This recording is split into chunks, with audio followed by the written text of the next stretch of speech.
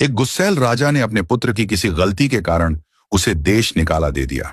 राजकुमार ने दुखी मन से अपने गुजारे के लिए 4 लाल और कुछ स्वर्ण अपने साथ ले लिए और भरे हृदय से अपने पिता का महल छोड़ दिया। चलते चलते जब वह शहर से कुछ दूर पहुंचा तो उसे एक साधु का आश्रम दिखाई दिया। राजकुमार उस साधु को दंडवत प्रणाम करके एक तरफ बैठ गया। जब साधु ने उसकी मायूस शक्ल और देह पर कीमती वस्त्र देखे तो साधु ने उससे पूछा, बच्चा, तुम कौन हो और यहां कैसे आए? राजकुमार बोला, महाराज, मैं राजा चंद्रगुप्त का पुत्र महेंद्र गुप्त हूं। मुझे मेरे पिता ने देश निकाला दे दिया है, इसलिए मैं परदेश जा रहा हूं। रास्ते में आपका आश्रम दिखाई दिया तो मेरे मन में आया कि आपके भी दर्शन करता चलूं। साधु ने महेंद्र गुप्त की बात सुनकर कहा, वत्स, तुम नेक इंसान हो और परदेश जा रहे हो, इसलिए मैं तुम्हें 4 बातें बताता हूं। तुम उन बातों पर अमल करना। परदेश में ये बातें तुम्हारे अवश्य काम आएंगी।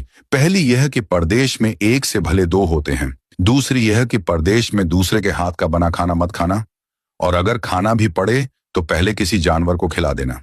तीसरी बात यह कि परदेश में किसी दूसरे की बिछाई हुई चारपाई पर मत सोना, और अगर सोना भी हो तो पहले बिस्तर को अच्छी तरह झाड़ लेना। चौथी बात यह कि यदि कहीं शत्रुओं के फंदे में फंस जाओ तो जहां तक हो सके नरमी और ज्ञान की बातें सुनाकर अपना उद्देश्य प्राप्त करना। साधु ने कहा, मेरी ये 4 बातें हमेशा याद रखना। साधु की बातें सुनकर राजकुमार ने साधु को प्रणाम किया और परदेश चल पड़ा।